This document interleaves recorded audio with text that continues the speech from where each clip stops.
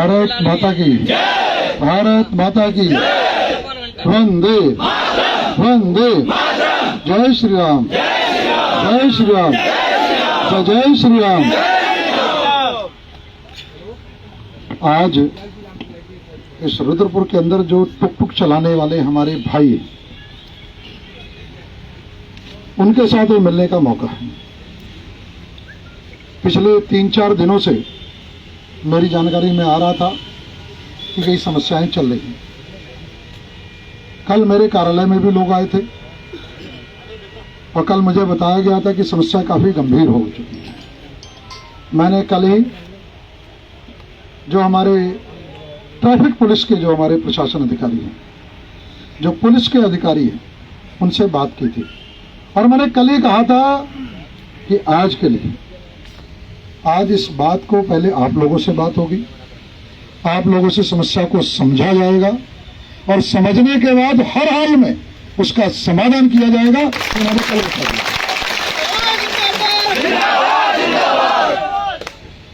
क्योंकि ये जो टुक टुक चलाने वाले लोग हैं, इन्हें भी उतना ही हक है जो किसी और को है। ये रुद्रपुर जो है, अगर औद्योगिक नगरी है, यहां अगर 2.5 से 3 लाख लोग, 3-3.5 लाख लोग बाहर से आके रोजगार के लिए यहां पर आते हैं, अपनी रोजी रोटी कमाते हैं, तो ये रुद्रपुर का सौभाग्य है कि रुद्रपुर में 2.5 से 3 लाख लोग अपनी रोजी रोटी कमाने के लिए आते हैं।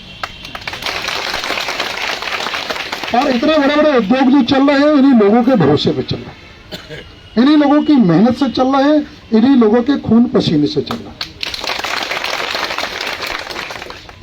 तो इतने बड़ी औद्योगिक नगरी है, उत्तराखंड की सबसे बड़ी औद्योगिक नगरी है रुद्रपुर इस समय।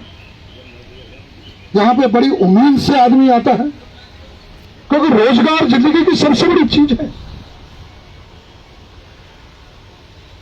क्योंकि अगर इस दुनिया में आए, ठीक है, पालता हमें भगवान है, लेकिन भगवान भी पालने का कोई माध्यम देता और माध्यम रोजगार होता। घर पे हमारी वो बूढ़ी मां बैठी है, बीमार भी हो सकती है। वहां पे हमारे छोटे छोटे बच्चे हैं जिन्हें स्कूल जाना है, जिनकी दवाई आनी है, जिनके लिए दूध लेके आना है। जिंदगी की सबसे बड़ी अगर जद्दोजहद है तो वो घर पे बैठे परिवार के लोगों को पालने की होती है। बाकी सब चीजों के बिना आदमी खुद भूखा रह सकता, एक टाइम खाना खा सकता। अगर उसे कुछ ना मिले तो खाली एक रोटी पर नमक लगाकर वो अपना गुजारा कर सकता है, लेकिन उसकी सारी जद्दोजहद जो है अपने परिवार को, अपनी माँ को, अपने बाप को, अपने दादा को, अपनी दादी को, अपने बच्चों को, अपने पोतों को, छोटे छोटे जो बच्चे हैं, और अपनी पत्नी को, उनके पालने की जिम्मेवारी होती है। तो 24 घंटा उसके दिमाग में रहता कि कैसे मेरे बच्चे जो है, किस तरीके से मेरे बच्चों के लिए मैं रोजगार करके लेके जाऊं और उनको ले जाके शाम को खाना, 2 टाइम का खाना मिल सके उन्हें। और जो टुक टुक चलाने वाले लोग हैं, ये कोई अपराधी नहीं है, ये कोई अपराध नहीं कर रहे, ये इनका हक बनता है और अपने हक के हिसाब से यहाँ रोजगार कर रहे हैं, इसलिए इनके रोजगार का हक बनता है। पूरा पूरा हक है इनका और ये हमारी जिम्मेवारी है। मैं यहाँ का विधायक हूं, ये मेरी जिम्मेवारी है।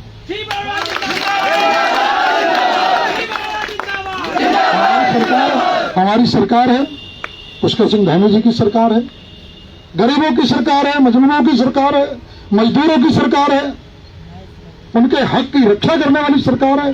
हर आदमी को जानता है कि पुष्कर सिंह धामी कितने गरीबों के लिए कितने संवेदनशील हैं, कितनी छोटी छोटी बातों का ध्यान रख के उनके हित में निर्णय लेते हैं। और मैं दोबारा विधायक हूं। अभी पिछला चुनाव आया था, वो चुनाव कितना शानदार था। हम पिक्चर देखते हैं, बड़ी बाहुबली आई थी, क्या बाहुबली को कटप्पा ने क्यों मारा? माने था कटप्पा ने क्यों मारा? बाहुबली को कटप्पा ने क्यों मारा? क्या था? रोमांच था, सस्पेंस था। क्यों मारा? क्यों मारा? पता लगना चाहिए क्यों मारा, क्यों मारा, क्या होगा, क्या क्या रिजल्ट आएगा, कैसे होगा, एक रोमांच था, सस्पेंस था। और ऐसा ही सस्पेंस इस बार रुद्रपुर के चुनाव का था। और वो सस्पेंस खाली रुद्रपुर में नहीं था, पूरे देहरादून, दिल्ली तक, पूरे उत्तराखंड में था। लोग 70 सीटों की बात नहीं करते थे, बाकी सब 69 सीटें भूल जाते थे, वो बात करते थे रुद्रपुर में क्या होगा। और रुद्रपुर में क्यों बात करते थे?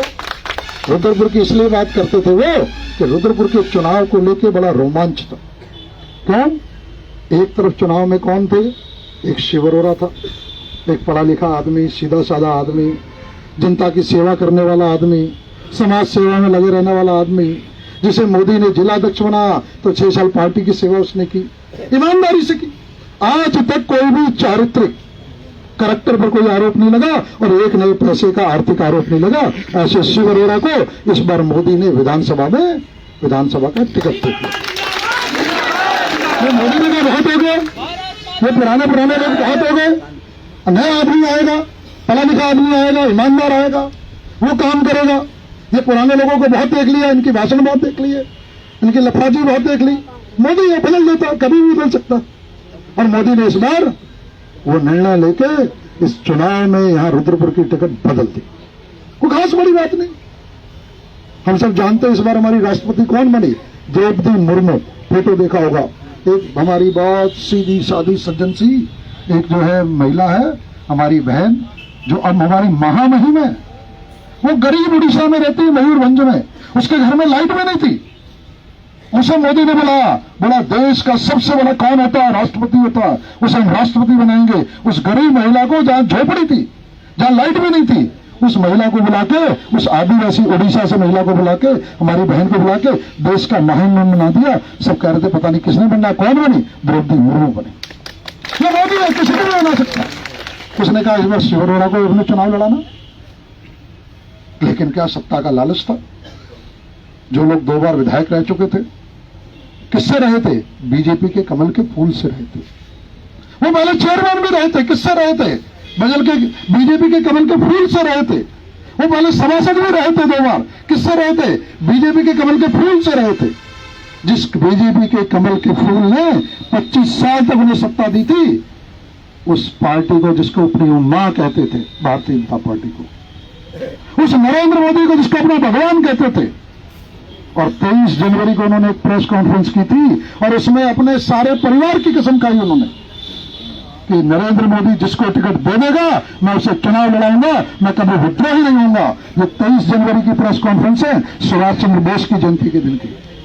आज भी है, वहां रिकॉर्ड में सोशल मीडिया में मिल जाएगी। यहाँ इतने मीडिया वाले भी खड़े हैं, इनके पास भी रिकॉर्डिंग में है। कसम खा रहे थे मेरे परिवार का भी कोई चुनाव नहीं लड़ेगा, मोदी जिसे टिकट देगा, मोदी मेरा भगवान है, भारतीय जनता पार्टी मेरी मां है, मैं उसे जो उसे टिकट देगी मैं उसे चुनाव लड़ाऊंगा। और यहां तक कहते थे मेरी तो अंतिम यात्रा भारतीय जनता पार्टी के झंडे में लिपट कर होगी, ये भी उनके भाषण में। लेकिन जब 26 तारीख को मोदी ने टिकट बदल दी, सारी कस्में काफूर। मुझे आश्चर्य होता है, इतना झूठ कैसे बोल सकता है आदमी, इतनी कस्में कैसे खा सकता है? सारी कस्में खा के उन्होंने सारे काफूर हो गए। और काफूर होने के बाद 26 तारीख के बाद वो विद्रोही खड़े हो गए थे। किसके साथ? मोदी के साथ धोखा किया। किसके साथ में धोखा किया? अपनी मां जिसे भारतीय जनता पार्टी कहते थे उसके साथ धोखा किया, उसकी पीठ में छुरा घोंपा। और किसके साथ धोखा किया? इस रुद्रपुर की जनता के साथ धोखा किया, जो नरेंद्र मोदी के कहने पर उन्हें बार बार विधायक बना रही थी, उसके साथ भी धोखा किया उन्होंने। वो चाहते थे मेरे साथ खड़े होते, कहते इस बार शिव अरोड़ा को टिकट मिली, शिव अरोड़ा को चुनाव लड़ाएंगे, करना चाहिए था उन्हें, लेकिन सत्ता का लालच था, नहीं माने, विद्रोही हो गए। तो पूरे उत्तराखंड में वही था, बाहुबली को कटप्पा ने क्यों मारा, तो रुद्रपुर के चुनाव में क्या होगा। लेकिन अंत में क्या हुआ? जीत सच्चाई की हुई, जीत अच्छाई की हुई, जीत नरेंद्र मोदी की हुई, और जीत ही जो रुद्रपुर की जनता बैठी है इसकी हुई। 21,000 वोटों से,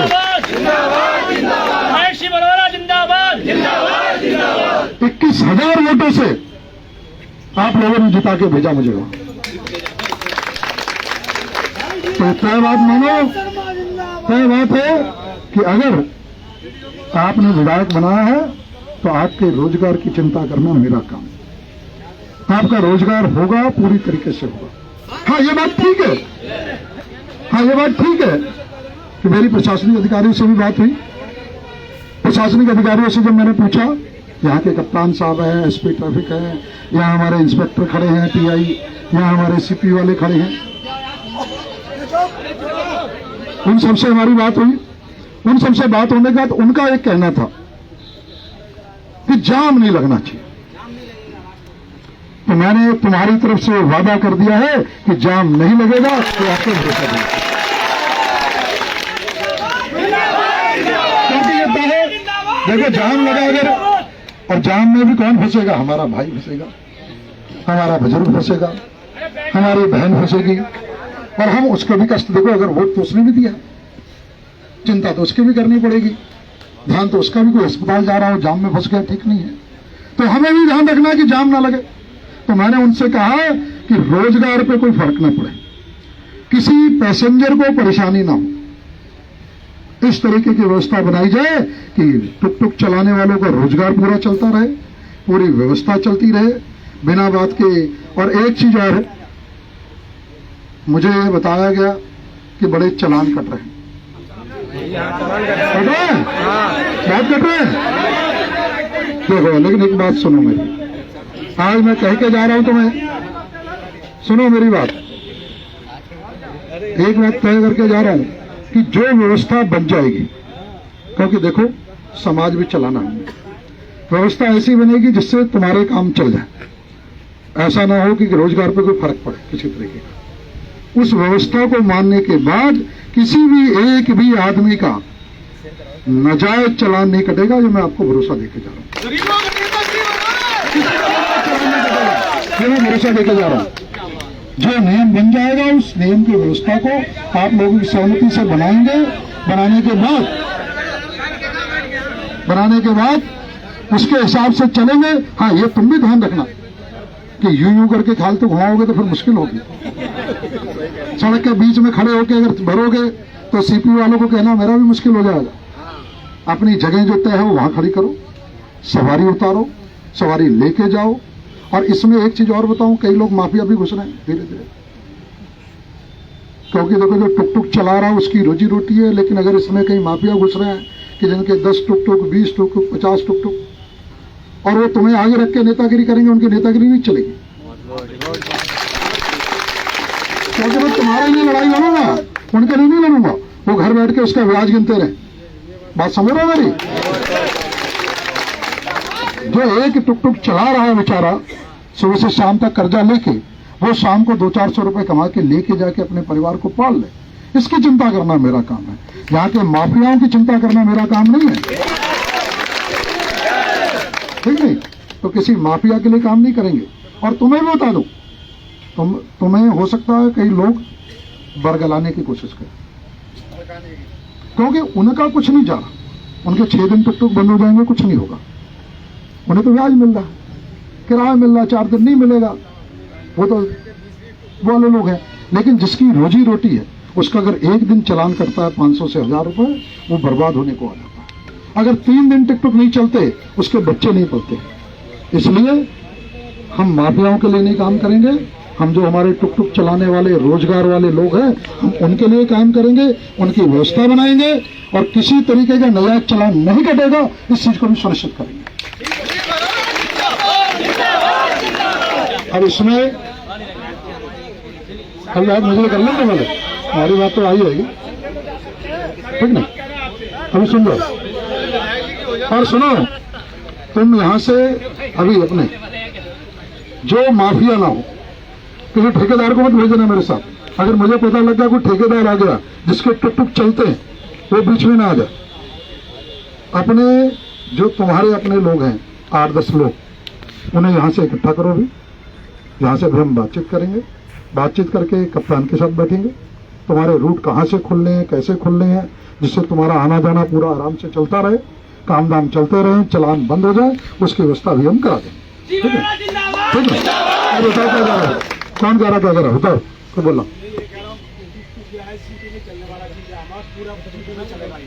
कोई गलत करेगा तो उसका चालान करेगा। उसकी व्यवस्था बना देंगे, चिंता मत करो, चिंता मत करो। इसका ऐसा, अपने जो समझदार लोग हैं जो बात करना जानते हो, देखो ऐसा ना इतनी भीड़ में प्रशासन से जो, और अभी जो इतनी भीड़ में जो बात होती है वो बात नहीं होती, ठीक नहीं। अपने 5, 7, 8 जो समझदार लोग और जो रोजी रोटी वाले लोग, जी सर, हम आपसे कुछ कहेंगे। हाँ यहाँ नहीं। हाँ, मुझसे को मैं साथ बैठूंगा, तो मैं बैठूंगा जी सर, मैं ही कराऊंगा, चिंता मत करो। मैं आधे में छोड़ने वाला आदमी नहीं हूँ, आधे में कभी नहीं छोड़ता, काम करूंगा, पूरा करूंगा, ठीक नहीं। इस बात की चिंता कर रही होती नहीं है। हमारे बीच में अभी PI साहब है, हमारे इंस्पेक्टर साहब, ठीक नहीं, ये भी कुछ कहना चाह रहे हैं एक बार। माननीय विधायक महोदय और यहाँ पर उपस्थित सभी टुकटुक चालक और स्वामियों,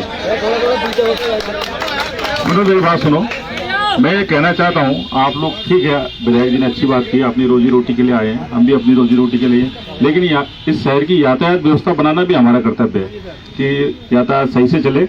उसके लिए जो हम लोगों ने DD चौक पे प्रतिबंध लगाया क्रॉस करने पे, DD चौक पे।